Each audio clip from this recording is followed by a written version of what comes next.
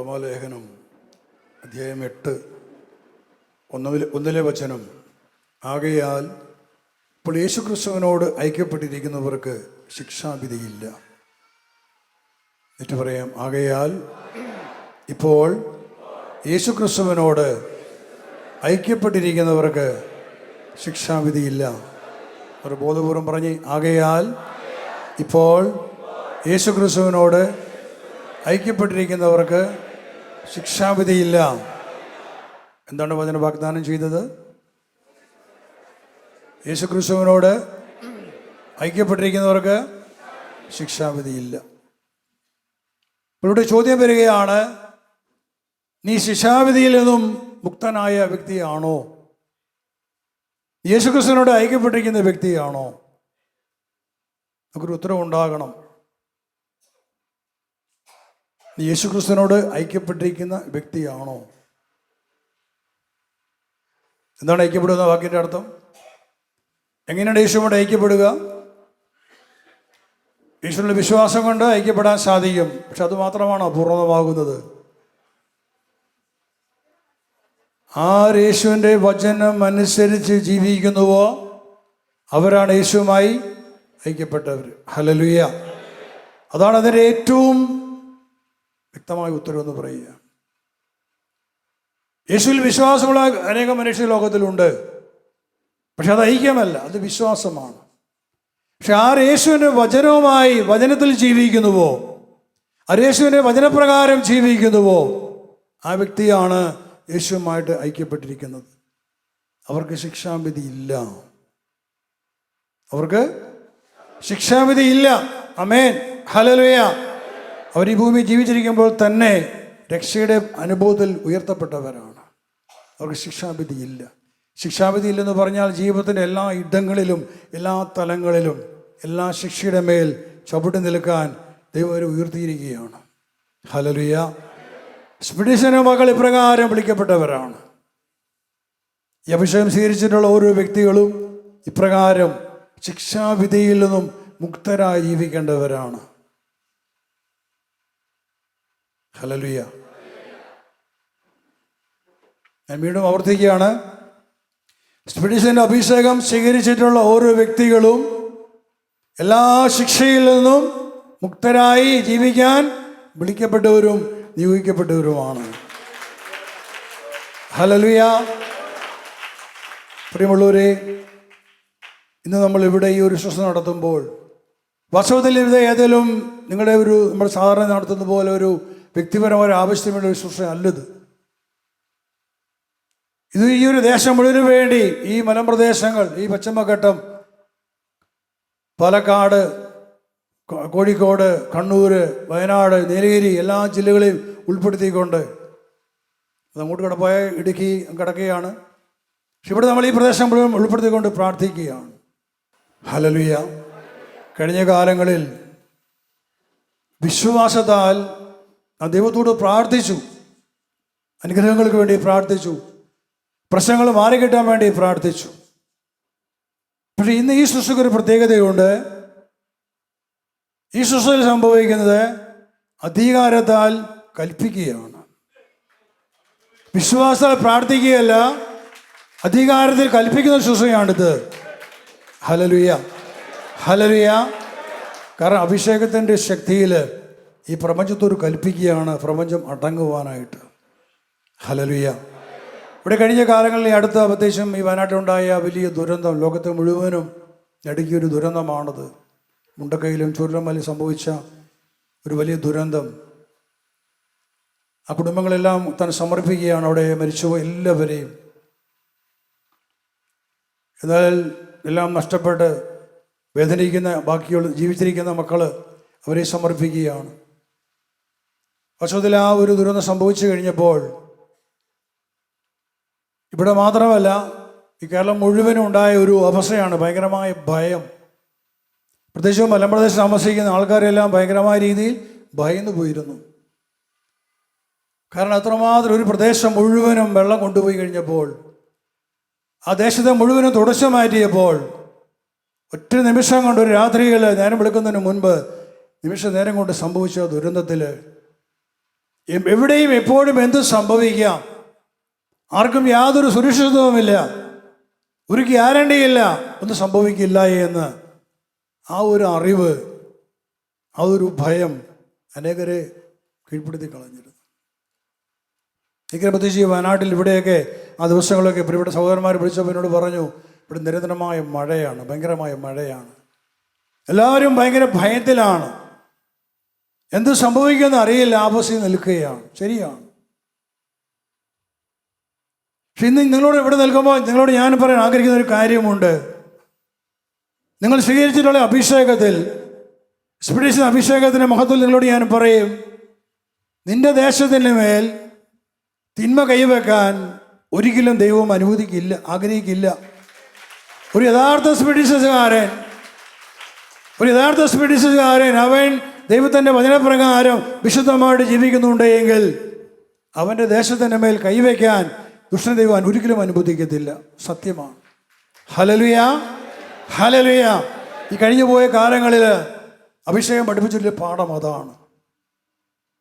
നടക്കും 1993-94 കാലഘട്ടങ്ങളിൽ പാലായിൽ അടുത്തൊരു സ്ഥലം, അടിവാരം എന്ന സ്ഥലത്ത് ഒരു ഇടവക ധ്യാനത്തിന് വേണ്ടി ക്ഷണിക്കപ്പെട്ട് കടന്നു ചെന്നു.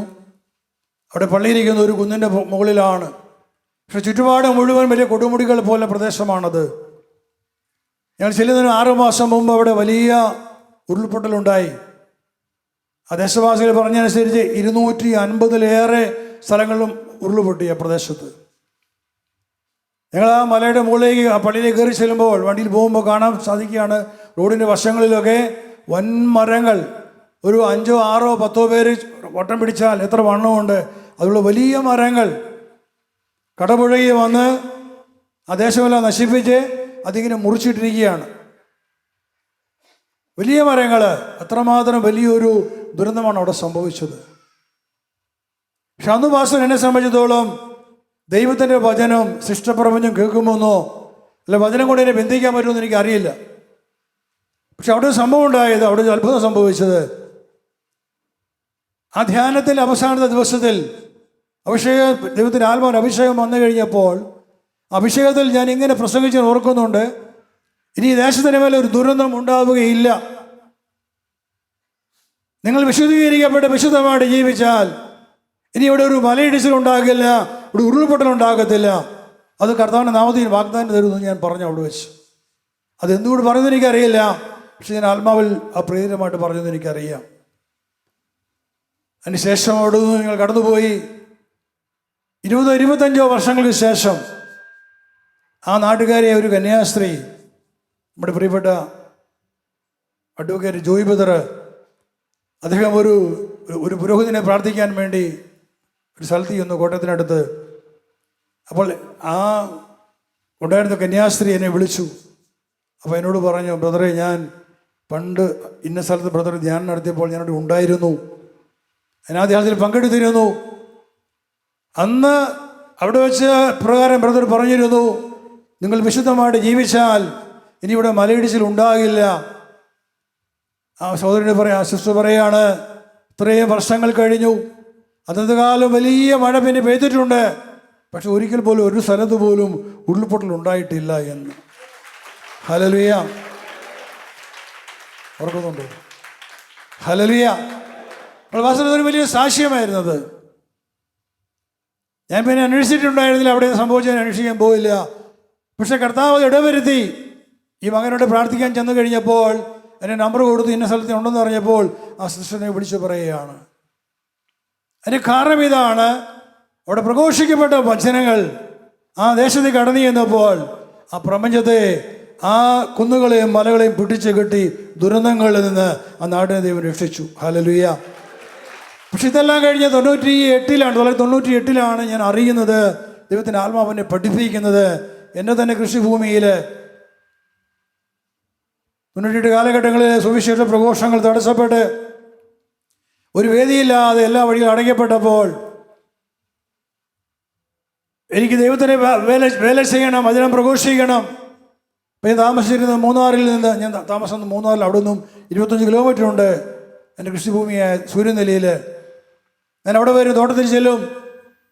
പക്ഷെ അവിടെ ചെന്ന് കഴിഞ്ഞാൽ എൻ്റെ ഹൃദയവേദന വലുതാണ്. കാരണം സുവിശേഷം പ്രസംഗിക്കാൻ പറ്റുന്നില്ല. പുറത്തുള്ള വലിയ എതിർപ്പുകളും ആക്രമണങ്ങളും ആ ഒരു കാലഘട്ടത്തിൽ ആ കൃഷിഭൂമിയിൽ ചെന്ന് നിന്നുകൊണ്ട് ഞാൻ അവിടെ നിന്ന് പ്രസംഗിക്കുമായിരുന്നു. അവിടെയുള്ള വൃക്ഷങ്ങളോട് ഏതെങ്കിലും വലിയ പാറയുടെ മുകളിൽ കയറി നിൽക്കും. കാരണം ഏലകൃഷി ആയതുകൊണ്ട് മുഴുവൻ മരങ്ങളാണ്, ഇത് നിൽക്കുന്ന എല്ലാ ആത്മാക്കളാണ് എന്ന് മനസ്സിൽ സങ്കല്പിച്ചുകൊണ്ട് ഞാൻ വചനം പ്രസംഗിക്കും അവരോട്. അങ്ങനെ പ്രസംഗിച്ചു കഴിഞ്ഞപ്പോൾ എൻ്റെ ഉള്ളിൽ ദൈവത്തെ ആത്മാവിനെ പ്രേരിപ്പിച്ചു. ആ വചനം ആത്മാക്കൾ മാത്രമല്ല അത് കേട്ടത് ഞാൻ കണ്ടു. എൻ്റെ കൃഷിഭൂമിയിൽ വന്ന വലിയ മാറ്റങ്ങൾ. വിളവ് തരാതിരുന്ന ചെടികൾ പോലും 2-3 മാസം കഴിഞ്ഞപ്പോഴേക്കും കണ്ടത് വലിയ, ആ ചെടിയൊക്കെ നല്ല വളം വിട്ട് കൊടുത്ത പോലെ വലിയ കരുത്ത്, വലിയ മാറ്റം. ഞാൻ അത്ഭുതപ്പെട്ടു പോയിട്ടുണ്ട്. ഇതെങ്ങനെ സംഭവിച്ചത്? ഒരു വളവും കൊടുത്തിട്ടല്ലോ ഈ മാറ്റം സംഭവിച്ചത്.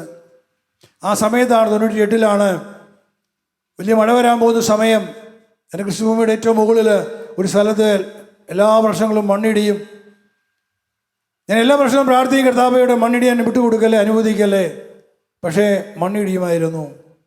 ആ 98-ാം ആണ്ടിൽ എനിക്ക് തോന്നി അവിടെ നിന്ന് കയറി ചെല്ലണം. ആ മണ്ണിടുന്ന സ്ഥലത്ത് കയറി ചെന്നു. ഞാൻ കണ്ടത് അവിടെ ഒരു പ്രദേശം മുഴുവൻ വിണ്ടു കയറി നിൽക്കുകയാണ്. വരാൻ പോകുന്ന തിലാമഴയിൽ മുഴുവൻ താഴെ പോരും. താഴെ വന്നാൽ എൻ്റെ ഭൂമി നശിക്കും. ഇത് കണ്ടപ്പോൾ എൻ്റെ മനസ്സിൽ പെട്ടെന്നൊരു ഷോക്ക്, ഒരു വലിയ വേദന. ഇത്രയും പ്രാർത്ഥിച്ചിട്ടും ഉത്തരം കിട്ടിയിട്ടില്ല. പക്ഷെ ആ നിമിഷം ദൈവത്തിൻ്റെ ആത്മാവ് എൻ്റെ ഉള്ളിൽ എന്നെ ഉണർത്തുകയാണ്. ഈ മണ്ണിനോട് കൽപ്പിക്കുക, ഈ മലയോട് കൽപ്പിക്കുക, ഇനി മേലെ ഇടിയരുത് ഇവിടെ. ആത്മാവിൽ കിട്ടി ആ പ്രചോദനം സ്വീകരിച്ചുകൊണ്ട് ഞാൻ അവിടെ തന്നെ ശുദ്ധിച്ച് പ്രാർത്ഥിച്ചു.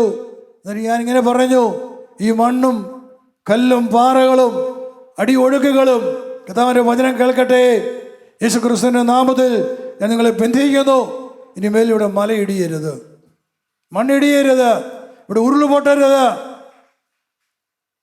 അത് ദൈവത്തിൻ്റെ ആത്മാവിൽ കടന്നു ചെന്നൊരു വചനമായിരുന്നു അത് മുഴുവനും. ഇവിടെ ഒരു 98-ക്ക് ശേഷം ഇത്രയേറെ കാലങ്ങൾ കടന്നുപോയി. ഒരിക്കൽ പോലും എൻ്റെ കൃഷിഭൂമിയിൽ മണ്ണിടിഞ്ഞിട്ടില്ല, മലയിടിഞ്ഞിട്ടില്ല. ഹല്ലേലൂയ. വസ്തുതയിൽ സൃഷ്ടികൾ എത്രമാത്രം ദൈവത്തിൻ്റെ വചനത്തിന് വേണ്ടി കാത്തിരിക്കുന്നു. റോമാലേഖനം 8:19 നമ്മൾ പഠിച്ചിട്ടുള്ള വചനമാണ്. സൃഷ്ടപ്രപഞ്ചം ദൈവമക്കളുടെ വെളിപ്പെടുത്തലിനെ ആകാംക്ഷയോടെ കാത്തിരിക്കുന്നു. എന്നിട്ട് പറഞ്ഞ് സൃഷ്ടപ്രപഞ്ചം ദൈവമക്കളുടെ വെളിപ്പെടുത്തലിനെ ആകാംക്ഷയോടെ കാത്തിരിക്കുന്നു. ഒന്നുകൂടെ മനസ്സിൽ ആക്കി പറയണം. സൃഷ്ടപ്രപഞ്ചം ദൈവമക്കളുടെ വെളിപ്പെടുത്തലിനെ ആകാംക്ഷയോടെ കാത്തിരിക്കുന്നു. ഞാൻ വചനം വായിക്കുകയാണ്. റോമ 8:19 സൃഷ്ടപ്രപഞ്ചം ദൈവമക്കളുടെ വെളിപ്പെടുത്തലിനെ ആകാംക്ഷയോടെ കാത്തിരിക്കുന്നു. അത് വ്യർത്ഥതയ്ക്ക് അടിമപ്പെട്ടിരിക്കുന്നു.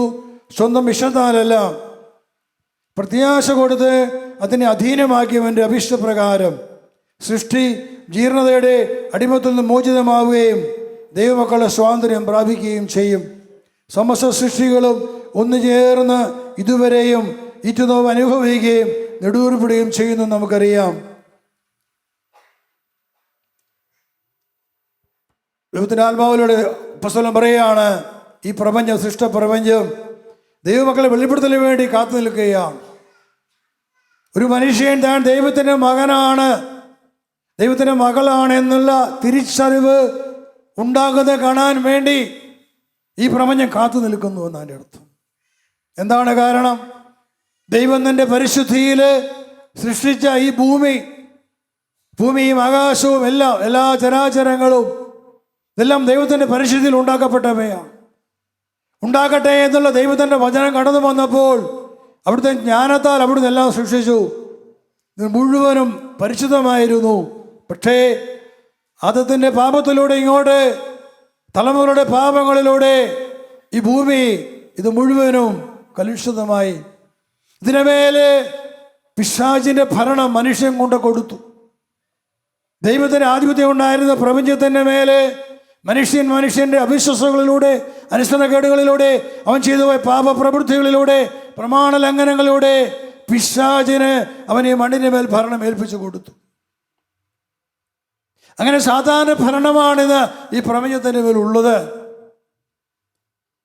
നമ്മുടെ കൃഷിഭൂമികൾ എടുക്കുക. കൃഷിഭൂമികളിൽ കൃഷി ചെയ്താൽ വിളവ് ലഭിക്കുന്നില്ല, ഇല്ലെങ്കിൽ എന്തെങ്കിലും തരത്തിൽ നാശം സംഭവിക്കുന്നു. എന്താണ് അതിൻ്റെ കാരണം? നമ്മൾ പറയും ശാപങ്ങളാണ്, ബന്ധനങ്ങളാണ്. പ്രിയപ്പെട്ടവരെ, ഒരു പ്രധാനപ്പെട്ട കാരണമുണ്ട്. ഒരുപക്ഷെ ആരാണ് ഭൂമി ഉടമസ്ഥ അവകാശത്തിൽ ഇരിക്കുന്ന വ്യക്തി, അയാളുടെ പാപങ്ങളായിരിക്കാം. അതല്ല അതിന് മുൻകാലം ജീവിച്ച് അത് കൈകാര്യം ചെയ്ത മനുഷ്യരുടെ പാപങ്ങളായിരിക്കാം. ആ ഭൂമിയിൽ കൊണ്ടുവന്നതിനുള്ള പിശാചിൻ്റെ സ്വാധീനം മൂലം ആ ഭൂമിക്ക് നമ്മളെ അനുഗ്രഹിക്കാൻ പറ്റുന്നില്ല, ഭൂമിക്ക് വിളവ് തരാൻ പറ്റുന്നില്ല. എന്ന് മാത്രമല്ല, അവിടെ പല രീതിയിലുള്ള പ്രശ്നങ്ങളും അസ്വസ്ഥതകളും ഉണ്ടായിക്കൊണ്ടിരിക്കുന്നത്. കാരണം ഭൂമിക്ക് താങ്ങാൻ പറ്റുന്നില്ല മനുഷ്യൻ്റെ അതിക്രമങ്ങൾ, അവൻ്റെ അധർമ്മങ്ങൾ താങ്ങാൻ പറ്റുന്നില്ല. ഓരോ ദേശവും ആഗ്രഹിക്കുകയാണ്, പ്രപഞ്ചം ആഗ്രഹിക്കുകയാണ്, മനുഷ്യൻ മാനസാന്തരപ്പെട്ട് അവൻ ദൈവത്തെ അറിഞ്ഞിരുന്നെങ്കിൽ, അവൻ ദൈവത്തിൻ്റെ വചനത്തിൽ വിശുദ്ധമായി ജീവിച്ചിരുന്നെങ്കിൽ എത്രയോ അധികമായി ഈ ഭൂമി മനുഷ്യന് വേണ്ടി നിൽക്കുമായിരുന്നു, എത്രയോ അധികമായി ഭൂമി മനുഷ്യനെ അനുഗ്രഹിക്കുമായിരുന്നു. ഇതാണ് സത്യം. മനുഷ്യൻ്റെ അതിക്രമങ്ങളും പാപങ്ങളും മൂലമാണ് ദൈവത്തിന് മനുഷ്യനെ അനുഗ്രഹിക്കാൻ പറ്റുന്നില്ല, ഭൂമിക്ക് നമ്മളെ സഹായിക്കാൻ പറ്റുന്നില്ല. എന്നാൽ മനുഷ്യൻ പശ്ചാത്തപിച്ചുകൊണ്ട് പാപത്തെ ഉപേക്ഷിച്ച് വിശുദ്ധമായിട്ട് ജീവിച്ചാൽ അവനോടൊപ്പം അവൻ്റെ ഭൂമിയും രൂപാന്തരപ്പെടും, അവൻ്റെ ബിസിനസ് രൂപാന്തരപ്പെടും, അവൻ്റെ ജീവിത മേഖല രൂപാന്തരപ്പെടും. അടുത്ത വചനം പറയുന്നു, 20 വചനം, അത് വ്യർത്ഥതയ്ക്ക് അടിമപ്പെട്ടിരിക്കുന്നു, സ്വന്തം ഇഷ്ടത്താലല്ല പ്രത്യാശ കൊടുത്ത് അതിനെ അധീനമാക്കിയവൻ്റെ അഭിഷ്ടപ്രകാരം. അത് വ്യർത്ഥതയ്ക്ക് അടിമപ്പെട്ടിരിക്കുന്നു. എന്താ വ്യർത്ഥത വാക്കിൻ്റെ അർത്ഥം? യാതൊരു ഉപയോഗത്തിനും കൊള്ളാത്തതുപോലെ നാശത്തിന് അടിമപ്പെട്ടിരിക്കുകയാണ്.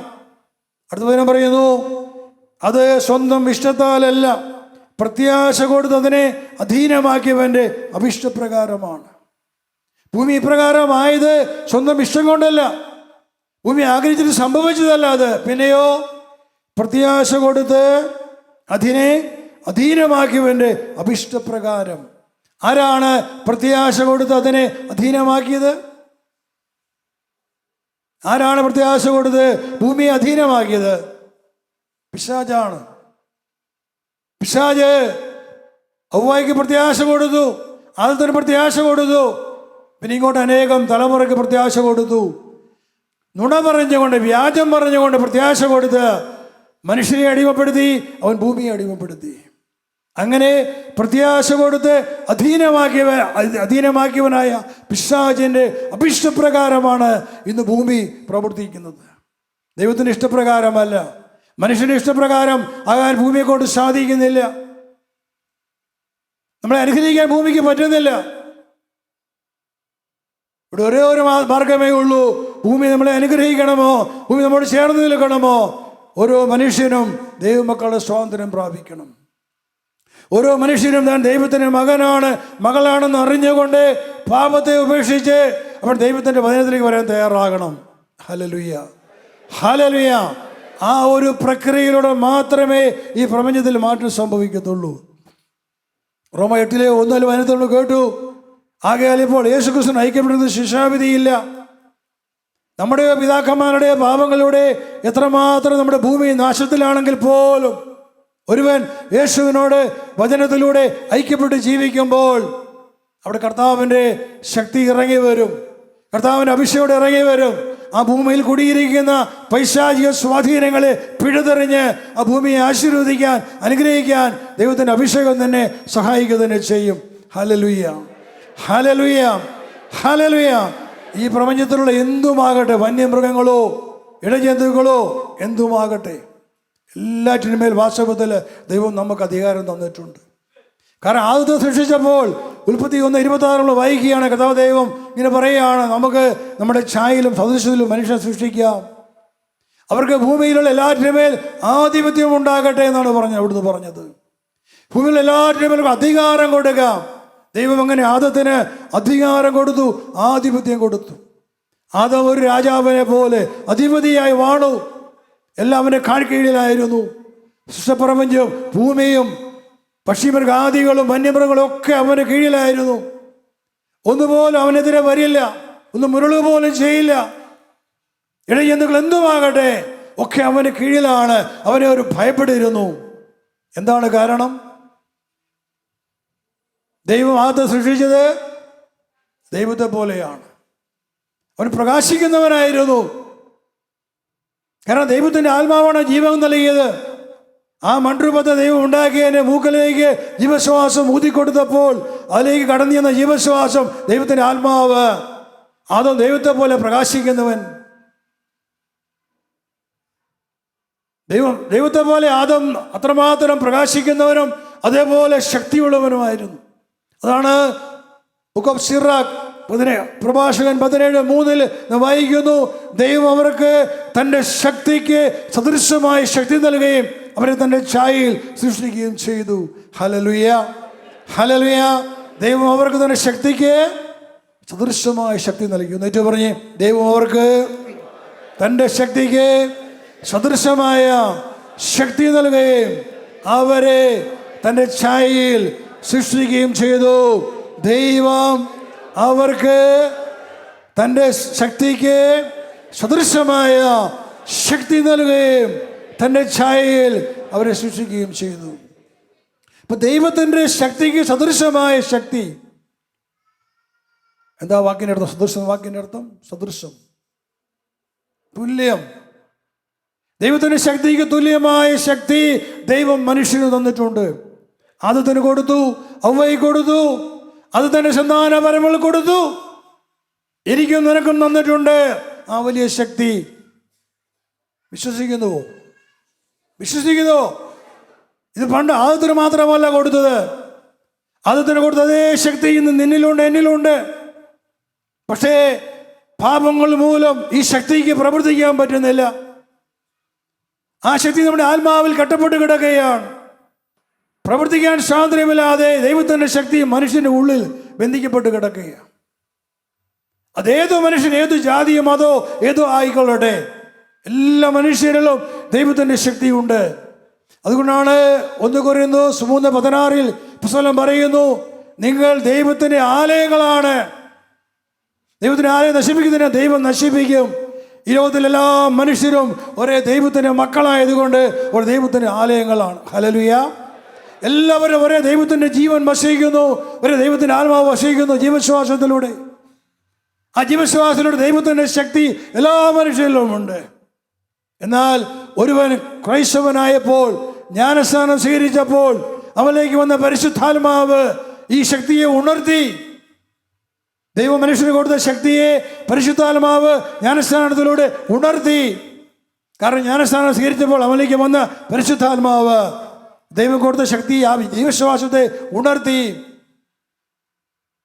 അതിനുശേഷം ഇങ്ങോട്ട് നമ്മൾ സ്വീകരിച്ചിട്ടുള്ള ഓരോ വചനങ്ങളും ഓരോ അഭിഷേകങ്ങളും ഇതെല്ലാം കടന്നു ചെല്ലുന്നത് നമ്മുടെ ആത്മാവിലേക്കാണ്. ആത്മാവിലാണ് ആദ്യം കടന്നു വരുന്നത്. ആത്മാവിനെയാണ് ഉണർത്തുന്നത് നമ്മുടെ സ്വന്തം ആത്മാവ്. ഈ ആത്മാവിലേക്കാണ് പരിശുദ്ധാത്മാവ് ശക്തി കടന്നു പോകുന്നത്, ആത്മാവിനെ ഉണർത്തുന്നത്. ഈ സ്വന്തം ആത്മാവിലാണ് ദൈവത്തിൻ്റെ വലിയ ശക്തി കൂടിക്കൊള്ളുന്നത്. പക്ഷേ മനുഷ്യൻ്റെ പാപം നിമിത്തം ഈ ശക്തിക്ക് പ്രവർത്തിക്കാൻ സാധിക്കാതെ വന്നു. കരുണ തോന്നി കർത്താവ് ദൈവം യേശുക്രിസ്തുവിനെ ലോകത്തിലേക്ക് അയച്ച് സകല മനുഷ്യരെയും പാപത്തിന് പരിഹാരം ചെയ്തു. യേശു നമുക്ക് വേണ്ടി പാപപരിഹാര ബലിയായി നമ്മുടെ പാപങ്ങൾ അവൻ ഏറ്റെടുത്തു. നമുക്ക് വേണ്ടി ശിക്ഷിക്കപ്പെട്ടു. നാം ചെയ്തു പോയ പാപങ്ങളെല്ലാം ദൈവം യേശുവിൻ്റെ മേൽ ചുമത്തി. ഇതേ വചനത്തിൽ അതിനെക്കുറിച്ച് പറഞ്ഞിട്ടുണ്ട്. റോമാലേഖനം 8:3 ശരീരത്താൽ ബലഹീനമാക്കപ്പെട്ട നിയമത്തിന് അസാധ്യമായത് ദൈവം ചെയ്തു. അവിടുന്ന് തൻ്റെ പുത്രനെ പാപപരിഹാരത്തിന് വേണ്ടി പാപകരമായ ശരീരത്തിൻ്റെ സദൃശ്യത്തിൽ അയച്ചുകൊണ്ട് പാപത്തിന് ശരീരത്തിൽ ശിക്ഷ വിധിച്ചു. ശരീരത്താൽ ബലഹീനമാക്കപ്പെട്ട നിയമത്തിന്, ഒരു വലിയൊരു കട്ടിയുള്ള വചനമാണ്, എന്നിട്ട് പറയാം, ശരീരത്താൽ ബലഹീനമാക്കപ്പെട്ട നിയമത്തിന് അസാധ്യമായത് ദൈവം ചെയ്തു. ശരീരത്താൽ ബലഹീനമാക്കപ്പെട്ട നിയമത്തിന് അസാധ്യമായത് ദൈവം ചെയ്തു. അവിടുന്ന് തൻ്റെ പുത്രനെ പാപപരിഹാരത്തിന് വേണ്ടി പാപകരമായ ശരീരത്തിൻ്റെ സാദൃശ്യത്തിൽ അയച്ചുകൊണ്ട് പാപത്തിന് ശരീരത്തിൽ ശിക്ഷ വിധിച്ചു. Hallelujah, hallelujah. ഈ വചനം കേൾക്കുന്നത് നിങ്ങൾ മാത്രമല്ല, വചനം കേൾക്കുന്നത്. ഇത് ലോകത്തിൻ്റെ അതിരുള്ളവരെയും കടന്നു പോകുന്ന വചനമാണ്, പോയിക്കൊണ്ടിരിക്കുകയാണ്. അതിനാൽ നിങ്ങളത് വിശ്വാസത്തോടെ നിങ്ങൾ ശ്രമിക്കുമ്പോൾ, സ്വീകരിക്കുമ്പോൾ ഈ പ്രപഞ്ചീയ വചനം കേൾക്കുകയാണ്. അതുകൊണ്ട് ഞാൻ ഇതിലേക്ക് തിരിച്ചപ്പോൾ വീണ്ടും വന്നത് യേശുവിനെ കുറിച്ച് പറയാൻ ഇട വന്നത് മനസ്സിലായി. ആ വചനം ശ്രദ്ധിക്കണം. ഇത് നമ്മുടെ കഴിഞ്ഞ തലമുറകൾ കേൾക്കണം. പ്രത്യാശ നഷ്ടപ്പെട്ട് മരണത്തിൻ്റെ ഇരുട്ടറിൽ കിടക്കുന്നവർ അറിയണം എന്തുകൊണ്ട് രക്ഷയുണ്ട് എന്നുള്ളത്. വീണ്ടും അതിനെ പറ്റി പറയാം. ശരീരത്താൽ ബലഹീനമാക്കപ്പെട്ട നിയമത്തിന് അസാധ്യമായത് ദൈവം ചെയ്തു.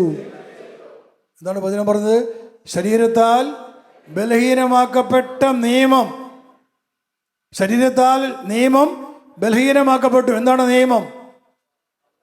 ദൈവത്തിൻ്റെ കൽപ്പനകളാണ്, 10 കൽപ്പനകൾ. അപ്പോൾ ദൈവത്തിൻ്റെ ഈ കൽപ്പനകൾ അത് ബലഹീനമാക്കപ്പെട്ടു. ദൈവത്തിൻ്റെ കൽപ്പനകൾ ശക്തിയുള്ളതല്ലേ?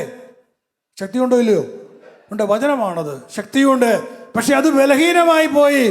എന്തുകൊണ്ടാണ്? ശരീരത്താൽ ബലഹീനമാക്കപ്പെട്ടു. ശരീരം കൊണ്ട് മനുഷ്യൻ വീണ്ടും വീണ്ടും പാപം ചെയ്തു. നിയമത്തെ അറിയാം, വ്യഭിചാരം ചെയ്ത നിയമം ഉണ്ട്, അവനറിയാം. പക്ഷേ ആ നിയമം അറിഞ്ഞിരിക്കെ അവനെ കൊണ്ട് ആ നിയമത്തെ ജയിക്കാൻ പറ്റാതെ, അനുസരിക്കാൻ പറ്റാതെ വീണ്ടും വീണ്ടും വീണ്ടും പാപം ചെയ്തപ്പോൾ അവരുടെ ജീവിതത്തിൽ, അവളുടെ ജീവിതത്തിൽ ആ നിയമം ബലഹീനമായി പോയി. ആ നിയമത്തിന് അവനെ വീണ്ടെടുക്കാൻ ശക്തിയില്ലാതായി പോയി. അങ്ങനെ മനുഷ്യന്റെ പാപത്താൽ ദൈവത്തിൻ്റെ നിയമം ഒരുവന്റെ ജീവിതത്തിൽ ദുർബലമായി ബലഹീനമാക്കപ്പെട്ടു. അപ്രകാരം ബലഹീനമാക്കപ്പെട്ട നിയമത്തിന് അസാധ്യമായത് ദൈവം ചെയ്തു. അവിടുന്ന് തൻ്റെ പുത്രനെ പാപപരിഹാരത്തിന് വേണ്ടി പാപകരമായ ശരീരത്തിൻ്റെ സദൃശ്യത്തിൽ അയച്ചുകൊണ്ട് പാപത്തിന് ശരീരത്തിൽ ശിക്ഷ വിധിച്ചു. അവിടുന്ന് തൻ്റെ പുത്രനെ പാപകരമായ ശരീരത്തിൻ്റെ പാപപരിഹാരത്തിന് വേണ്ടി പാപകരമായ ശരീരത്തിൻ്റെ സദൃശ്യത്തിൽ അയച്ചു. യേശു സ്വീകരിച്ചത് ഒരു മനുഷ്യ ശരീരമാണ്. അത് പാപകരമായ ശരീരമാണ്. മനുഷ്യ ശരീരം ദൈവത്തിന്റെ ഛായയിലും സദൃശ്യത്തിലുമാണ് മനുഷ്യൻ മെനഞ്ഞെടുത്തത്. ആ ശരീരം കൊണ്ട് മനുഷ്യൻ പാപം ചെയ്തപ്പോൾ ആ ശരീരം ദുഷ്ടന്റെ അടിമത്തലായി പാപകരമായ ശരീരമായിട്ട് മാറി. അപ്പോൾ യേശു ക്രിസ്തു മനുഷ്യൻ അവതരിച്ചപ്പോൾ യേശു സ്വീകരിച്ചത്, യേശു എടുത്തത് പാപകരമായ ആ ശരീരത്തിൻ്റെ സദൃശ്യമാണ്. അങ്ങനെ ദൈവം യേശുവിനെ പാപകരമായ ശരീരത്തിൻ്റെ സദൃശ്യത്തിൽ അയച്ചുകൊണ്ട് തൻ്റെ പുത്രനെ പാപപരിഹാരത്തിന് വേണ്ടി പാപകരമായ ശരീരത്തിൻ്റെ സദൃശ്യത്തിൽ അയച്ചുകൊണ്ട് പാപത്തിന് ശരീരത്തിൽ ശിക്ഷ വിധിച്ചു. പാപത്തിന് ശരീരത്തിൽ ശിക്ഷ വിധിച്ചു. പാപത്തിന് എവിടെയാണ് ശിക്ഷ വിധിച്ചത്? ആരുടെ ശരീരത്തിലാണ് ശിക്ഷ വിധിച്ചത്? യേശു ക്രിസ്തു ശരീരത്തിലാണ്. ദൈവം പിതാവ് യേശുവിനും എല്ലാ പാപങ്ങളും ചുമത്തി. ലോകത്തിലെ സകല മനുഷ്യരെയും പാപങ്ങൾ യേശുവിനുമേൽ ചുമത്തി. ആദം മുതൽ ഇങ്ങോട്ട് എല്ലാവരും ചെയ്ത എല്ലാ പാപങ്ങളും യേശുവിനുമേൽ ചുമത്തി. എന്നിട്ട് ആ പാപത്തിന് അവിടുന്ന് ശിക്ഷ വിധിച്ചു. അതുകൊണ്ടാണ് യേശുവിൻ്റെ ശരീരം കീറി മുറിക്കപ്പെട്ടത്, ചമ്മട്ടി അടികളാൽ തകർക്കപ്പെട്ടത്. അതുകൊണ്ടാണ് യേശു ശരീരം കുരിശുമേൽ തറയ്ക്കപ്പെട്ടത്. യേശുവിനുമേൽ ചുമത്തപ്പെട്ട ഓരോ പാപത്തിൻ്റെ ശക്തി നശിപ്പിക്കപ്പെടണമായിരുന്നു. അങ്ങനെ അവസാന പാപത്തിൻ്റെ അവസാന ശക്തിയും നശിക്കുവോളം യേശു വേദന സഹിച്ചു, പീഡ സഹിച്ചു. അങ്ങനെ യേശു പാപത്തെ തൻ്റെ ശരീരത്തിലൂടെ നശിപ്പിച്ചു. Hallelujah, hallelujah. പാപത്തിൻ്റെ ശക്തിയെ നശിപ്പിച്ചു തൻ്റെ ശരീരത്തിലൂടെ ശിക്ഷിക്കപ്പെട്ടുകൊണ്ട്. അവൻ നിരപരാധിയായിരുന്നു, പാപമില്ലാത്തവനായിരുന്നു. പക്ഷെ പാപിയായ എന്നെ വീണ്ടെടുക്കാൻ വേണ്ടി എൻ്റെ പാപങ്ങൾ ദൈവം യേശുവിനുമേൽ ചുമത്തി. ആ പാപത്തെ ദൈവം ശിക്ഷിക്കുകയാണ്. യേശുവിനുമേൽ ശിക്ഷ വിധിച്ചുകൊണ്ട്, യേശു ശിക്ഷിച്ചുകൊണ്ട്. എൻ്റെ പാപത്തിന് വേണ്ടിയാ യേശു ശിക്ഷിക്കപ്പെട്ടത്. നിന്റെ പാപത്തിന് വേണ്ടിയാ യേശു ശിക്ഷിക്കപ്പെട്ടത്. ആ യേശു ഏറ്റെടുത്ത ശിക്ഷ, അതാണ് യേശയ്യാ 53:5 പറഞ്ഞിരിക്കുന്നത്. അവൻ്റെ മേലുള്ള ശിക്ഷ നമുക്ക് രക്ഷ നൽകി. ആമേൻ. അവൻ്റെ മേലുള്ള ശിക്ഷ നമുക്ക് രക്ഷ നൽകി. അവൻ്റെ ക്ഷതങ്ങളാൽ നാം സൗഖ്യമുള്ളവരായി. എന്നിട്ട് പറയാം, അവൻ്റെ മേലുള്ള ശിക്ഷ നമുക്ക് രക്ഷ നൽകി. കണ്ണടച്ച് ബോധോർമ്മേറ്റ് പറയാം, അവൻ്റെ മേലുള്ള ശിക്ഷ എനിക്ക് രക്ഷ നൽകി. അവൻ്റെ ശ്രദ്ധകളാൽ ഞാൻ സൗഖ്യം പ്രാപിച്ചു. അവൻ്റെ പേരുള്ള ശിക്ഷ എനിക്ക് രക്ഷ നൽകി. അവൻ്റെ ശ്രദ്ധകളാൽ അവൻ്റെ മുറിവുകളാൽ ഞാൻ സുഖമാക്കപ്പെട്ടു. ഹല്ലേലൂയ, ഹല്ലേലൂയ, ഹല്ലേലൂയ, ഹല്ലേലൂയ. ഞാൻ സ്തുതിക്കട്ടെ. ഹല്ലേലൂയ, ഹല്ലേലൂയ. സ്തുതിക്കുന്നു, സ്തുതിക്കുന്നു, സ്തുതിക്കുന്നു, സ്തുതിക്കുന്നു കർത്താവേ. സ്തോത്രം, നന്ദി, മഹത്വം, ആരാധന. ഹല്ലേലൂയ, ഹല്ലേലൂയ, ഹല്ലേലൂയ, ഹല്ലേലൂയ. സ്തോത്രം. ഗ്ലോറി, ഹല്ലേലൂയ, ഗ്ലോറി, ഹല്ലേലൂയ, ഗ്ലോറി, ഹല്ലേലൂയ, ഗ്ലോറി. സകല മനുഷ്യരുടെ പാപങ്ങൾ പിതാവ് യേശുവിന് മേൽ ചുമത്തി. അതിന് കാരണം ഇതാണ്, പാപം എന്ന് പറയുന്നത് സാത്താൻ്റെ ശക്തിയാണ്. ഈ പാപത്തെ നശിപ്പിക്കാൻ ലോകത്തിൽ വേറൊരു സംവിധാനമില്ല. നിങ്ങൾ കേട്ടിട്ടുണ്ടായിരിക്കും, ഒരു സുവിശേഷ പ്രഘോഷനായി ഒരു വലിയ ക്രിസ്തുവിൻ്റെ ശിഷ്യനെ പോലെ ജീവിച്ച ഒരു സാധു സുന്ദർ സിംഗ് നമ്മുടെ ഇന്ത്യയിൽ ജീവിച്ചൊരു മനുഷ്യനാണ്. പഞ്ചാബിൽ ഒരു ഹൈന്ദവ കുടുംബത്തിൽ ജനിച്ച് ആ മനുഷ്യൻ താൻ പഠിച്ചിരുന്ന വിദ്യാഭ്യാസ കാലഘട്ടത്ത് ആ ബൈബിള് കത്തിച്ചു കളഞ്ഞു. പ്രമാതരം ക്രിസ്തുവിനെ എതിർത്ത മനുഷ്യനാണ്. ഒരു വലിയ ക്രൈസ്തവ വിരോധിയായിരുന്നു. എൻ്റെ വിദ്യാഭ്യാസം എല്ലാം കഴിഞ്ഞു. ജീവിതത്തിലെ മറ്റു മേഖലകളിലായി, ഒടുവിൽ ജീവിതത്തിൽ വലിയ പരാജയങ്ങളായി, ജീവിക്കാൻ നിവൃത്തിയില്ലാത്ത സാഹചര്യമായി, മരണമാത്രം മുമ്പിലായി ഈ മനുഷ്യൻ മരിക്കാൻ ആഗ്രഹിച്ചു. ആത്മഹത്യ ചെയ്യാൻ വേണ്ടി തീരുമാനിച്ചു. അത് കണ്ടെത്തിയ മാർഗമാണ് തൻ്റെ ഗ്രാമത്തിലൂടെ പോകുന്ന ട്രെയിനിന് മുമ്പിൽ ചാടി മരിക്കുക.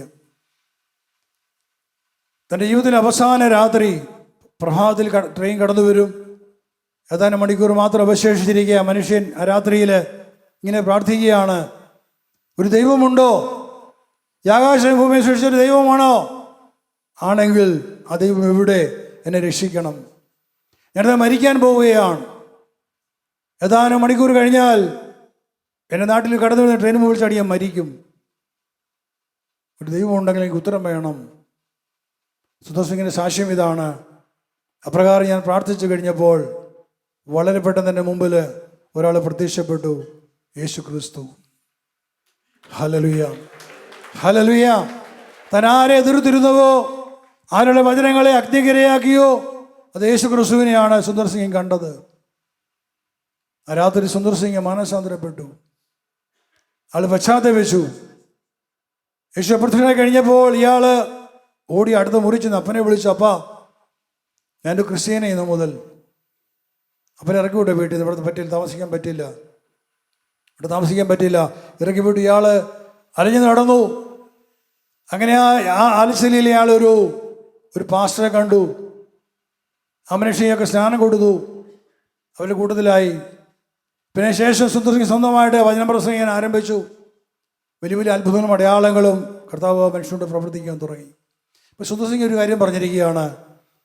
ഒരിക്കൽ അദ്ദേഹം ഹിമാലയത്തിൽ ചെല്ലുമ്പോൾ അവിടെ അനേകം സന്യാസിമാരവിടെ സന്യസിക്കുന്ന സ്ഥലമാണ്. അപ്പോൾ അദ്ദേഹം അവിടെ ചെന്നപ്പോൾ കണ്ടൊരു കാഴ്ചയാണ്, സന്യാസിമാർ അതികഠിനമായി തങ്ങളുടെ ശരീരത്തെ പീഡിപ്പിക്കുകയാണ്. ചിലർ ചമ്മട്ടിക്ക് അടിക്കുന്നു, ശരീരത്തെ അടിക്കുന്നു. ചിലർ മരത്തിൽ തലകീഴായി കയറിൽ കെട്ടിത്തൂക്കി കിടക്കുന്നു. ചില ശരീരത്തിൽ മുറിവുണ്ടാക്കി വേദന സഹിക്കുന്നു. ഒരു മനുഷ്യനെ കൂടി സന്യാസിയെ കൊണ്ട് അദ്ദേഹം കിടക്കുന്ന ഒരു മേശപ്പുറത്ത് കിടക്കുക, ഒരു പലകപ്പുറത്ത് കിടക്കുകയാണ്. ആ പലകയുടെ അടിയിൽ നിന്ന് മുകളിലേക്ക് ആണി അടിച്ചിട്ടുണ്ട്. പലകയുടെ അടിയിൽ നിന്ന് മുകളിലേക്ക് ആണി അടിച്ചിരിക്കുകയാണ്. ഈ സന്യാസി കിടക്കുന്ന ഈ ആണിയുടെ മുകളിലാണ്. ഇപ്പോൾ ഈ ആണിയിലെ അവിടെ മാംസത്തിൽ കൊണ്ട് തറഞ്ഞ് രക്തം ഒഴുകുന്നുണ്ട്, വേദനയോടെ ഞരങ്ങുന്നുണ്ട്. അപ്പോൾ സുന്ദർ സിംഗ് ചോദിക്കുകയാണ്, മഹർഷി വരിക, അങ്ങ് എന്തിനാണ് ഇങ്ങനെ സ്വയം പീഡിപ്പിക്കുന്നത്? അപ്പോൾ ഈ മനുഷ്യൻ പറഞ്ഞു, എനിക്ക് മോക്ഷം വേണം, ഞാൻ വലിയൊരു പാപിയാണ്, എനിക്ക് രക്ഷ വേണം, മോക്ഷം വേണം. അവിടെ ഇത് എല്ലാവരോടും ചോദിച്ചു, നിങ്ങൾ എന്താണ് ഇങ്ങനെ ചെയ്യുന്നത്? അവരെല്ലാം പറഞ്ഞ ഉത്തരം അതാണ്, മോക്ഷം വേണം. ഇവിടെ ഒരു മനുഷ്യൻ തൻ്റെ ജീവിതത്തിൽ എത്രമാത്രം തന്നെ പീഡിപ്പിച്ചാലും അവൻ്റെ മോക്ഷം ലഭിക്കണമെങ്കിൽ, അവൻ്റെ പാവം പരിഹരിക്കപ്പെടണമെങ്കിൽ അവിടെ ഒരു വഴി മാത്രമേ ഉള്ളൂ, യേശു ക്രിസ്തു എന്ന മാർഗം മാത്രമേ ഉള്ളൂ. ഹല്ലേലൂയ. കാരണം ഈ പാപം എന്ന് പറയുന്നത് മനുഷ്യൻ്റെ ബലഹീനതയല്ല, അത് പിശാചിൻ്റെ ശക്തിയാണ്. പാപം ഒരുവൻ പാപം ചെയ്ത് കഴിയുമ്പോൾ ആ മനുഷ്യന് മേൽ പിശാചിൻ്റെ ഭരണം വരികയാണ്, ആധിപത്യം വരികയാണ്. ആ പൈശാചിക ശക്തിയെ തകർക്കാൻ ഒരു മാർഗവുമില്ല ലോകത്തിൽ. എത്ര വെള്ളത്തിൽ മുഖം കുളിച്ചാലും ശരി, ആ പാവങ്ങളൊന്നും പോകില്ല. അതുകൊണ്ടാണ് ദൈവം തന്നെ മനുഷ്യനായിട്ട് അവതരിച്ചത്.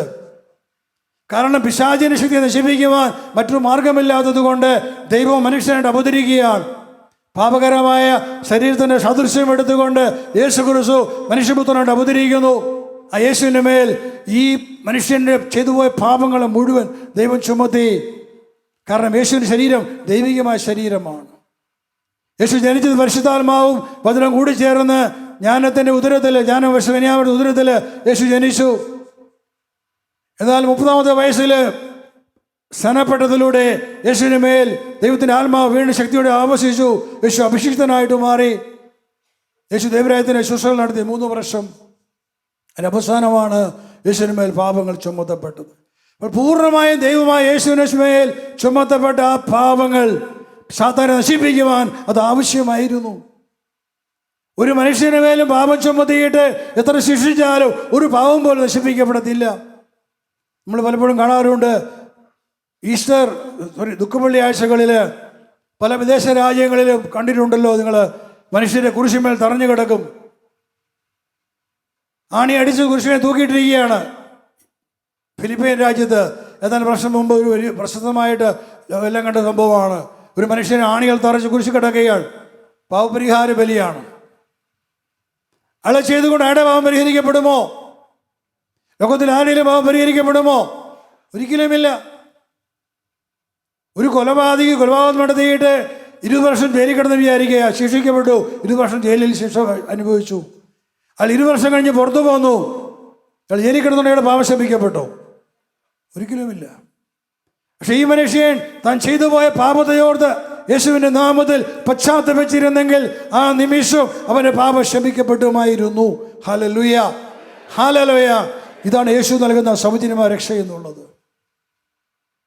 അപ്പോൾ ഈ സൗജന്യമായ രക്ഷ നമ്മൾ പ്രാപിക്കണം. അതുകൊണ്ട് അപ്പോസ്തല പ്രവർത്തനം 10:42 വചനം പറഞ്ഞിരിക്കുന്നു, അവൻ്റെ നാമത്തിൽ വിശ്വസിക്കുന്ന എല്ലാവരും അവൻ്റെ നാമം മൂലം പാപമോചനം നേടുമെന്ന് പ്രവാചകന്മാർ അവനെക്കുറിച്ച് സാക്ഷ്യപ്പെടുത്തിയിരിക്കുന്നു. അപ്പോസ്തല പ്രവർത്തനം 43 വചനമാണ്.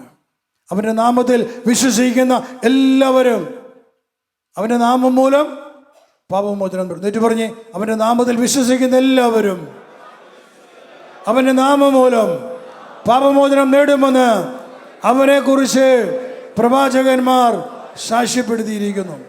അപ്പോൾ യേശുവിൻ്റെ നാമത്തിൽ വിശ്വസിച്ചുകൊണ്ട് ആര് പശ്ചാത്തപിക്കുന്നുവോ ആ നിമിഷം അവൻ്റെ മാരകമായ പാപങ്ങൾ സൗജന്യമായി ക്ഷമിക്കപ്പെടുകയാണ്.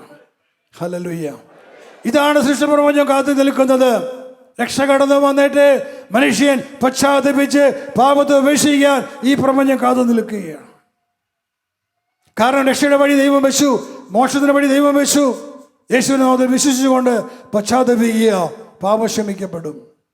ഇത്രമാത്രം എളുപ്പമാർഗമാണ് നമുക്ക് ലഭിച്ചിട്ടുള്ളത്. കഴിഞ്ഞ യേശുവിന് മുമ്പുള്ള കാലഘട്ടങ്ങളിൽ ഇസ്രായേൽ ജനം ബലിയർപ്പിക്കണം, പാപപരിഹാര ബലി. അവർ ആടുകളെ കൊണ്ട് ദേവാലയത്തിൽ ചെല്ലണം, അതിനെ കൊന്ന് രക്തം ഒഴുകി ഒത്തിരി ചടങ്ങുകളും കർമ്മങ്ങളുമാണുള്ളത്. എന്നാൽ അതെല്ലാം യേശു ഏറ്റെടുത്തു. ആടിൻ്റെ സ്ഥാനത്ത് യേശു കടന്നു പോന്നു. യേശുവിൻ്റെ രക്തം ഒഴുകി, യേശു കീറി മുറിക്കപ്പെട്ടു, യേശു അറക്കപ്പെട്ടു.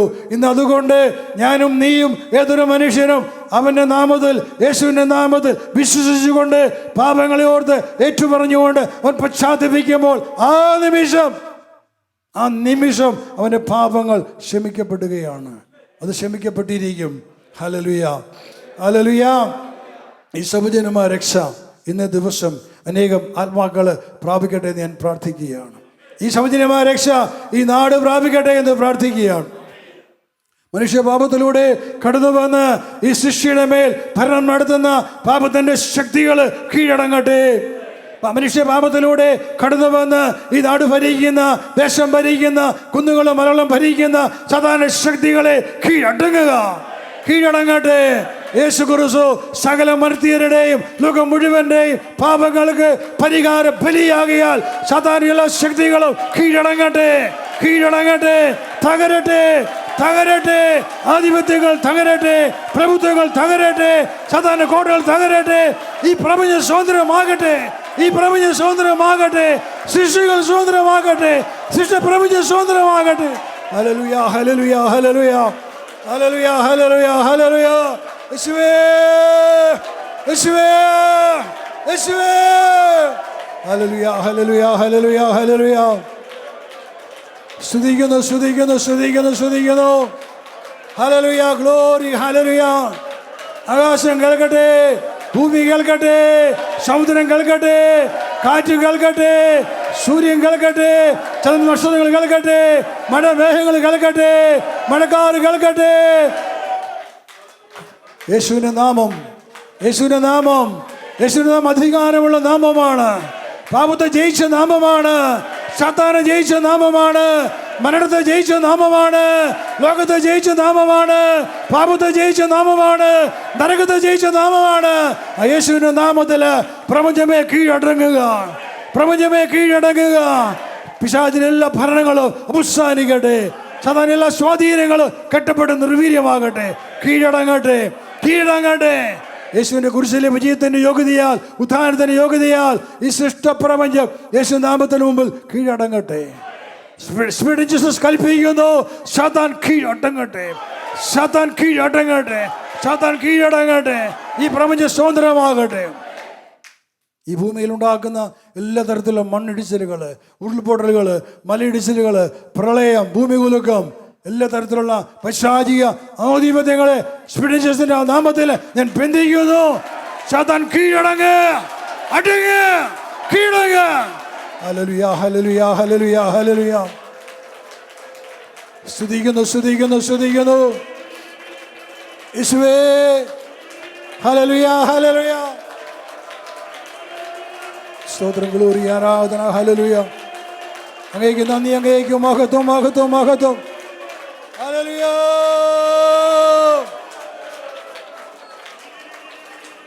സ്തോത്രം, മഹത്വം, നന്ദി, ആരാധന, ഹല്ലേലൂയ. സ്തോത്രം, സ്തോത്രം. ദൈവകൃപ നിറഞ്ഞ മറിയമേ സ്വസ്തി, കർത്താവ് അങ്ങയോട് കൂടെ സ്ത്രീകളിൽ അങ്ങ് അനുഗ്രഹീതയാവുന്നു. അങ്ങയുടെ ഉദരത്തിൻ ഫലമായി ഈശോ അനുഗ്രഹീതനാകുന്നു.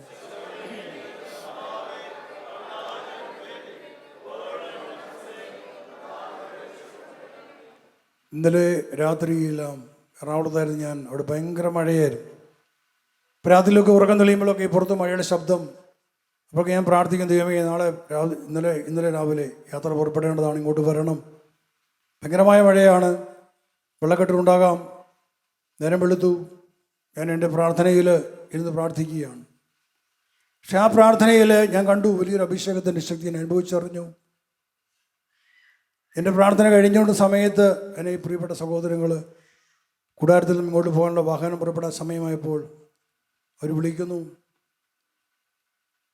അവർ കൂടി ഞാൻ പ്രാർത്ഥിക്കുകയാണ്. ആകാശത്തെയും ഭൂമിയെല്ലാം ബന്ധിച്ച് പ്രാർത്ഥിച്ചു. കാരണം ശക്തമായ മഴ പെയ്തുകൊണ്ടിരിക്കുകയായിരുന്നു. അതിന് മുമ്പ് അല്പസമയം മുമ്പ് മഴ നിന്നിരുന്നു. പക്ഷെ ആ സമയത്ത് ഞാൻ കണ്ടത് 10 മണിക്ക് ശേഷം പിന്നെ അവിടെയെങ്ങും ഒരു മഴ പെയ്തില്ല.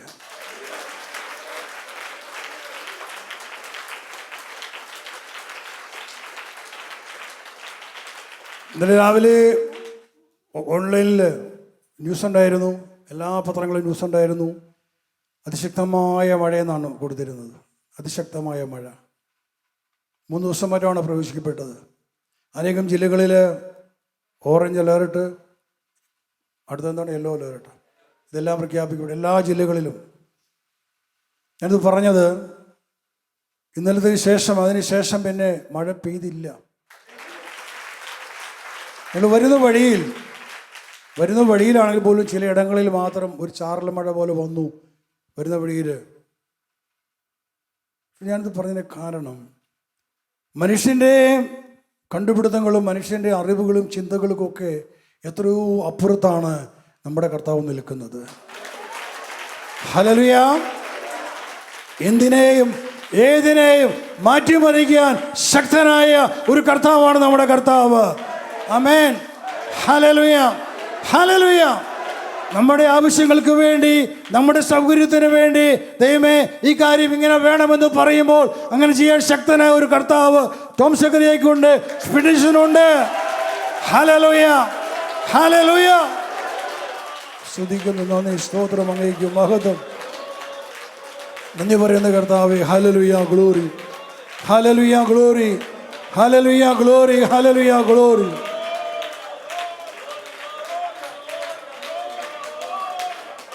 ഈ പ്രാർത്ഥനാ ശുശ്രൂഷയിലൂടെ ഈ ദേശത്തിന് മേലുള്ള എല്ലാ പൈസ ആധിപത്യങ്ങളെ ബന്ധിക്കുകയാണ്. അത് ബന്ധിക്കപ്പെടും. പക്ഷെ അതിൻ്റെ ഫലങ്ങൾ നിലനിന്ന് പോകണമെങ്കിൽ മനുഷ്യർക്ക് മാറ്റം ഉണ്ടാകണം. ദൈവം ചെയ്യാൻ തയ്യാറാണ്. ഇപ്പം ഞാൻ പറഞ്ഞു, ഇന്നലത്തെ ഇത്രമാത്രം കാലാവസ്ഥ പ്രവചനങ്ങൾ നിലവിൽ നിൽക്കുന്ന സമയത്താണ് അതിനെല്ലാം മാറ്റിമറിച്ചുകൊണ്ട് ദൈവത്തിൻ്റെ ശക്തി ഇറങ്ങി വന്ന് കാലാവസ്ഥയെ മാറ്റിയത്. ഇതൊരു വലിയൊരു തെളിവാണ്. ഹല്ലേലൂയ. അപ്പോൾ ആ ശക്തനായ ദൈവം നമ്മുടെ കൂടെ ഉള്ളപ്പോൾ അത് അവിടുത്തെ അഭിഷേകം, സ്പിരിറ്റിൻ്റെ അഭിഷേകത്തിൽ ബന്ധിക്കപ്പെടുകയാണ്. അതേതും മണ്ണിടിച്ചിലോ ഏത് ഉരുൾപൊട്ടലോ മലയിടിച്ച് എന്തുമാകട്ടെ അത് കെട്ടപ്പെട്ടിരിക്കും. അതിനൊരു സംശയവുമില്ല, അത് കെട്ടപ്പെട്ടിരിക്കും. പക്ഷെ അതിനകത്തൊരു ദൈവം ആഗ്രഹിക്കുന്നൊരു കാര്യമുണ്ട്. ഈ കേട്ട വചനമാണ് റോമ 8:19. സൃഷ്ടപ്രപഞ്ചം ദൈവമക്കളെ വെളിപ്പെടുത്തലിനെ ആകാംക്ഷയോടെ കാത്തിരിക്കുന്നു. അപ്പോൾ ജീവിക്കുന്ന മനുഷ്യർ വീണ്ടും പാപത്തിലാണ് ജീവിക്കുന്നതെങ്കിൽ ഇതുകൊണ്ട് എന്ത് പ്രയോജനം? അപ്പം നിങ്ങൾ ഇത്രയും പേര് ഇത് കേൾക്കുന്നു, അല്ല നിങ്ങൾ ധ്യാനം കൂടി നിങ്ങൾക്കറിയാം, സ്വീഡിഷ് മക്കൾക്കറിയാം വിശുദ്ധമായിട്ട് ജീവിക്കണം. പക്ഷെ ഇതറിയില്ലാതെ എത്രയോ മനുഷ്യർ നമ്മുടെ ചുറ്റുപാടുമുണ്ട്. അവർ മദ്യപിക്കുന്നു, വ്യഭിചരിക്കുന്നു, കൊല്ലുന്നു, പാപത്തിൽ ജീവിക്കുന്നു. അവരിലൂടെ വീണ്ടും ലോകത്തിലേക്ക് ദൈവത്തിൻ്റെ കോപം ഇറങ്ങി വരുന്നു. പിശാചിന്റെ ഭരണം വീണ്ടും ഭൂമി വരികയാണ്. അപ്പോൾ പിന്നെ നമ്മളീ ബന്ധിച്ചതിന് എന്താ അർത്ഥം ഇരിക്കുന്നത്? ഇതിനെ നേരിടാൻ എന്തെങ്കിലും മാർഗമുണ്ടോ?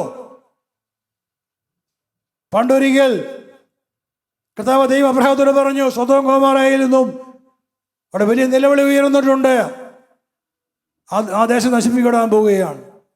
അപ്പോൾ അബ്രഹാം പറഞ്ഞു, ദൈവമേ 50 പേരോട് 50 നീതിമാരോട് നശിപ്പിക്കുമോ? ഇല്ല. പിന്നെ 40 പേരുള്ളല്ലോ? ഇല്ല. 30 പേര്, 20 പേര്, 10 പേരോട് നശിപ്പിക്കുമോ? ഇല്ല. 10 പേരെ ദൈവം നോക്കി അവിടെ ഇല്ലായിരുന്നു. പക്ഷെ ഈ നാട്ടിൽ, ഈ ദേശങ്ങളിൽ, അനേകം ദേശങ്ങളിൽ 10 അനേകം സ്വീഡിഷിലെ മക്കളുണ്ട് നീതിമാന്മാരായിട്ട്. ഞാൻ നിങ്ങളോട് പറയുന്ന ആഗ്രഹിക്കുന്ന കാര്യം ഇതാണ്. ഇവിടെ ഈ ദൗത്യം, ഈ ദൂത്, ഈ വചനം ഇത് മറ്റുള്ളവർ കേൾക്കണം. ഈ ഒഴുത്തിനകത്ത് മാത്രം പ്രവേശിയുടെ വചനം മറ്റുള്ളവർ അനേകം പേർ അറിയണം. അത് നിങ്ങളെ കൊണ്ട് സാധിക്കും. ഞാൻ വായിക്കുന്നൊരു വചനം കൂടി പറഞ്ഞ് അവസാനിപ്പിക്കുകയാണ്. 1 പത്രോസ് 3:19 പ്രകാരം വായിക്കുന്നു, യേശു തൻ്റെ ആത്മാവിൽ കടന്നു ചെന്ന് ബന്ധനസ്ഥരെ ആത്മാക്കളോട് സുവിശേഷം പ്രസംഗിച്ചു. 20 വചനം പറയുകയാണ്, അവരാകട്ടെ നോഹിന്റെ കാലത്ത് പെട്ടകം പണിയപ്പെട്ടപ്പോൾ ക്ഷമാപൂർവ്വം കാത്ത് ദൈവത്തെ അനുസരിക്കാത്തവരായിരുന്നു. നോഹിന്റെ കാലത്ത് പെട്ടകം പണിയപ്പെട്ടപ്പോൾ ദൈവം കാത്തു നിന്നു. 100 കണക്ക് വർഷങ്ങളാണ് എടുത്തത് നോഹ പെട്ടകം പണിയാൻ എടുത്തത്. 1-2 മാസമല്ലോ, വർഷമല്ല, 100 വർഷങ്ങൾ നോഹ എടുത്തിട്ടുണ്ട്. അപ്പോൾ ഈ 100 വർഷക്കാലം കൊണ്ട് ഈ വിവരം, ശിക്ഷ വരാൻ പോകുന്നു, നാശം സംഭവിക്കാമെന്നുള്ള വിവരം ലോകമെല്ലാം അറിയുവാൻ അന്ന് കർത്താവ് ഇവിടെ വരുത്തി. അന്ന് ഇൻ്റർനെറ്റൊന്നുമില്ല, TV ഇല്ല, മൊബൈലൊന്നുമില്ല, ഫോണൊന്നുമില്ല. പക്ഷെ വചനത്തിൽ പറയുകയാണ്, ദൈവം ക്ഷമാപൂർവ്വം കാത്തിരുന്നു. അതിൻ്റെ അർത്ഥം ദൈവം കാത്തിരുന്നതിന് വേണ്ടിയിട്ടാണ്, മനുഷ്യർ അറിയാൻ വേണ്ടിയിട്ടാണ്. അത് ലോകമെല്ലാം അറിഞ്ഞിട്ടുണ്ട്. എങ്ങനെ അറിഞ്ഞിരിക്കും? അന്ന് പത്രങ്ങളില്ല. എങ്ങനെ അറിഞ്ഞിരിക്കും? വാമൊഴിയായി മനുഷ്യൻ പറഞ്ഞ് അത് അറിയാതെ ഇവിടെ വരുത്തി ആ കാലത്ത്. അങ്ങനെയാണെങ്കിൽ അന്ന് ദൈവം കാത്തിരുന്നു അവരെ രക്ഷിക്കാൻ വേണ്ടി. പക്ഷെ അവർ വിശ്വസിക്കാൻ തയ്യാറായില്ല. ഈ തലമുറയിൽ നിങ്ങളോട് ഞാൻ പറയും, പ്രിയപ്പെട്ടവരെ, നിങ്ങൾക്കറിയാം, സത്യം അറിയുന്നവരാണ് നിങ്ങൾ മാത്രം രക്ഷപ്പെട്ടാൽ പോരാ, ഞാൻ മാത്രം രക്ഷപ്പെട്ടാൽ പോരാ. ചുറ്റുപാടത്തേക്ക് മനുഷ്യർ അറിയണം. നിങ്ങൾക്ക് സാധിക്കും. നിങ്ങളുടെ ദേശങ്ങൾ ഇറങ്ങിച്ചെന്നുകൊണ്ട് മനുഷ്യരോട് പറയാനായിട്ട്. എന്താ പറയേണ്ടത്? പാപം ചെയ്യരുത്. നമ്മുടെ നാട്ടിൽ നിന്നും ഈ മലയിടിച്ചിലും ഉരുൾപൊട്ടലും ഒക്കെ മാറ്റാൻ സാധിക്കും.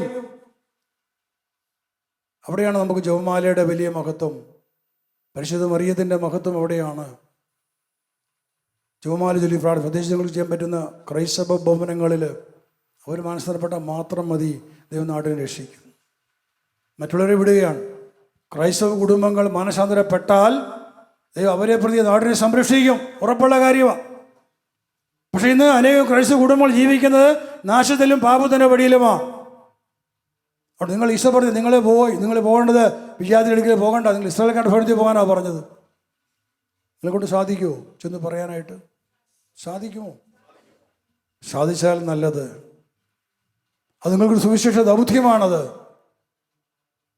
ലഘുലകളുമായി കടന്നു ചെന്ന ആൾക്കാരോട് പറയണം, ഈ മനുഷ്യൻ്റെ ഈ പാപം മൂലമാണ്. ഞാൻ ചോദിക്കട്ടെ, ഇവിടെ ഒരു ഉരുൾപൊട്ടലുണ്ടായപ്പോൾ എത്രമാത്രം മനുഷ്യർ ഭയന്ന് വിറച്ചു? ഇവിടെ ആർക്കെങ്കിലും സ്വാതന്ത്ര്യം ഉണ്ടായിരുന്നോ എന്ന് പറയുന്നത് വയനാട്ടുകാർ? നിങ്ങൾ ഭയന്നിരുന്നോ? അനേകം മനുഷ്യർ ഭയന്നിരുന്നു. കാരണം എവിടെ എന്ത് സംഭവിക്കുമെന്ന് അറിയില്ല. പക്ഷെ നിങ്ങൾ ഭയപ്പെടേണ്ടതില്ല. നിങ്ങൾ കർത്താവിൽ ഐക്യപ്പെട്ട് ജീവിച്ചാൽ ഒരു തിന്മയും നിങ്ങൾ തൊടില്ല, ഒരു പോറലും ഏൽക്കില്ല. പക്ഷെ നിങ്ങളുടെ ഉത്തരവാദിത്തമാണ് മറ്റുള്ളവരോട് പറയുക, പങ്കുവയ്ക്കുക, വചനം കൊടുക്കുക, രക്ഷയെക്കുറിച്ച് പറഞ്ഞു കൊടുക്കുക. ഒരു വീട് കയറി ഇറങ്ങിച്ചെന്നുകൊണ്ട് പാപം ചെയ്യരുത്, ജപമാല ചൊല്ലണം, ഈ ജപമാല ചൊല്ലി പ്രാർത്ഥിക്കണം, ഇതിനെ നമുക്ക് ചെറുക്കാൻ സാധിക്കുമെന്ന് മനുഷ്യരെ പറഞ്ഞ് പഠിപ്പിച്ചാൽ അത് ചെയ്യാൻ അനേകം പേര് തയ്യാറാകാതിരിക്കുമോ? ഒന്നുമില്ലെങ്കിൽ വീട്ടിലുള്ള സ്ത്രീകൾ തയ്യാറാകും ഞങ്ങളുടെ നാട് രക്ഷപ്പെടാൻ വേണ്ടിയിട്ട്. ദൈവത്തിൻ്റെ ആത്മാവ് നിങ്ങളോട് പ്രവർത്തിക്കും. ഞാനത് വിശ്വസിക്കുകയാണ്. നിങ്ങൾ ചെയ്യാൻ തയ്യാറാണെങ്കിൽ കർത്താവിൻ്റെ ശക്തമായ കരം നിങ്ങളിലൂടെ ഇറങ്ങി ചെന്ന് പ്രവർത്തിക്കുക തന്നെ ചെയ്യും. ഹല്ലേലൂയ, ഹല്ലേലൂയ, ഹല്ലേലൂയ. കൈവത്തി പിടിക്കാം. ദൈവത്തിൻ്റെ വചനം ഈ നാടിനെ വിടുവിക്കട്ടെ. ഇവിടുത്തെ അഭിഷേകം നാടിനെ മോചിപ്പിക്കട്ടെ.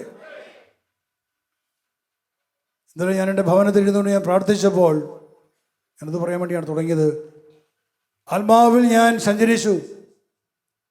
ആത്മാവിൽ സഞ്ചരിച്ചിങ്ങനെ അവിടുന്ന് യാത്ര പുറപ്പെടുന്ന അവിടെ മുതൽ ഈ വയനാട് വരെയും ഈ വയനാടിലെ മലമടക്കളിലൂടെ ഈ ദേശം മുഴുവൻ ഇങ്ങനെ എൻ്റെ ആത്മാവ് സഞ്ചരിച്ചു. ഇവിടുത്തെ അഭിഷേകം ഇവിടെ എല്ലാം പകർന്നു കൊടുത്തുകൊണ്ട്, ഇവിടെ എല്ലാം ആ അഭിഷേകത്തിൻ്റെ ശക്തിയാൽ ഈ ദേശങ്ങളെ ബന്ധിച്ചുകൊണ്ടാണ് ആത്മാവ് സഞ്ചരിച്ചത്. ആ അഭിഷേകത്തിൻ്റെ ശക്തി ഇന്ന് ഈ ജനം ഇത്രമാത്രം മക്കളെ കൂടി പ്രാർത്ഥിക്കുമ്പോൾ സ്പിരിറ്റിന്റെ നാമത്തിൻ്റെ ശക്തി ഈ വയനാടിൻ്റെ മണ്ണിലേക്ക് ഇറങ്ങി, ഇല്ല മലമടലിലേക്ക് ഇറങ്ങി, കണ്ണൂരിലേക്ക്, കാസർഗോഡേക്ക്, കോഴിക്കോട്, നീലഗിരി, പാലക്കാട്, ഈ മലപ്രദേശങ്ങൾ മുഴുവനും ദൈവത്തിൻ്റെ ആത്മാവിൻ്റെ ശക്തി സഞ്ചരിക്കട്ടെ, വ്യാപരിക്കട്ടെ.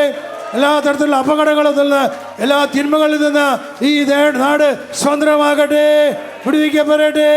എല്ലാ ഉരുൾപൊട്ടലുകളിൽ നിന്ന്, മലയിടിച്ചിലുകളിൽ നിന്ന് നാട് സ്വതന്ത്രമാകട്ടെ, നാട് സംരക്ഷിക്കപ്പെടട്ടെ. Hallelujah, hallelujah. സ്വർഗത്തിലും ഭൂമിയിലും നരകത്തിലും അധികാര ശക്തിയുള്ള സ്പിരിറ്റിന്റെ നാമത്തിൽ ഞാൻ ബന്ധിക്കുന്നു. കർത്താവ് എനിക്ക് നൽകിയ ആത്മാക്കളുടെ അപ്പസ്തോലിക അധികാരത്തിൽ ഈ ദേശത്തെ ബന്ധിക്കുന്നു.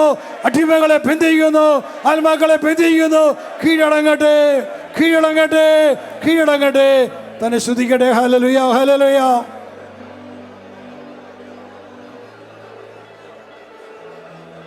സ്തോത്രം, ഗ്ലോറി, ഹല്ലേലൂയ, ഹല്ലേലൂയ. സ്തുതിക്കുന്നു, സ്തുതിക്കുന്നു, സ്തുതിക്കുന്നു കർത്താവേ. എല്ലാ മുട്ടുകളും മടങ്ങട്ടെ, എല്ലാ മുട്ടുകളും മടങ്ങട്ടെ, കീഴടങ്ങട്ടെ. സ്തോത്രം, ഗ്ലോറി, ഹല്ലേലൂയ. സ്തോത്രം, സ്തോത്രം. എല്ലാ മുട്ടും മടങ്ങും, എല്ലാ നാവും പാടിടും, യേശു മാത്രം കർത്താവെന്ന്. എല്ലാ മുട്ടും മടങ്ങും, എല്ലാ നാവും പാടിടും, യേശു മാത്രം കർത്താവെന്ന്. യേശു നീ, യേശു നീ, മരണത്തെ ജയിച്ചെഴുന്നേറ്റവൻ. എല്ലാ മുട്ടും മടങ്ങും, എല്ലാ നാവും പാടും, യേശു മാത്രം കർത്താവെന്ന്. എല്ലാ മുട്ടും മടങ്ങും, എല്ലാ നാവും പാടും, യേശു മാത്രം കർത്താവെന്ന്. ഇരുകൈകളെ ശിരസിൽ വയ്ക്കാം.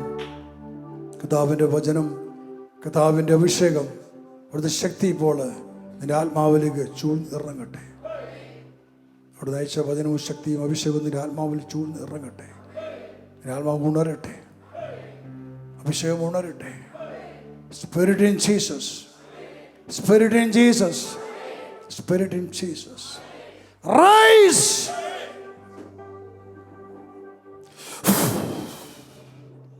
Gloria glory. തന്നെ ശ്രദ്ധിക്കട്ടെ. ഹല്ലേലൂയ. രി രി രി രി രി രി രി രി രി രി രി. ശരി രി രി രി രി രി രി രി. ഹല്ലേലൂയ. ഗ്ലോറി. ഹല്ലേലൂയ. സ്തോത്രം ഗ്ലോറി, സ്തോത്രം ഗ്ലോറി, സ്തോത്രം ഗ്ലോറി. ഹല്ലേലൂയ. സ്തുതിക്കുന്നു, സ്തുതിക്കുന്നു, സ്തുതിക്കുന്നു. ഹല്ലേലൂയ. ഗ്ലോറി. പരിശുദ്ധാത്മാവ് നിങ്ങളുടെ മേൽ വന്നു കഴിയുമ്പോൾ നിങ്ങൾ ശക്തി പ്രാപിക്കും. കൈ തല വെച്ചുകൊണ്ട് തന്നെ പറയാം, പരിശുദ്ധാത്മാവ് എൻ്റെ മേൽ വന്നു കഴിയുമ്പോൾ ഞാൻ ശക്തി പ്രാപിക്കും. പരിശുദ്ധാത്മാവ് എൻ്റെ മേൽ വന്നു കഴിയുമ്പോൾ ഞാൻ ശക്തി പ്രാപിക്കും. ദൈവകൃപ നിറഞ്ഞ മറിയമേ സ്വസ്തി, കർത്താവ് അങ്ങയോടുകൂടെ സ്ത്രീകളിൽ അങ്ങ് അനുഗ്രഹീതയാകുന്നു. അങ്ങയുടെ ഉദരത്തിൻ ഫലമായി ഈശോ അനുഗ്രഹീതനാകും.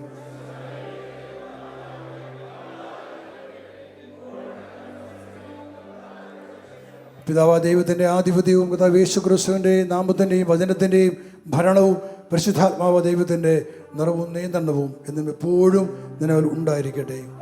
പരിശുദ്ധ കന്യാമറിയത്തിൻ്റെ അധികാരത്തിൻ്റെ ശക്തിയും മുദ്രയും സംരക്ഷണവും എപ്പോഴും നിങ്ങൾ ഉണ്ടായിരിക്കട്ടെ.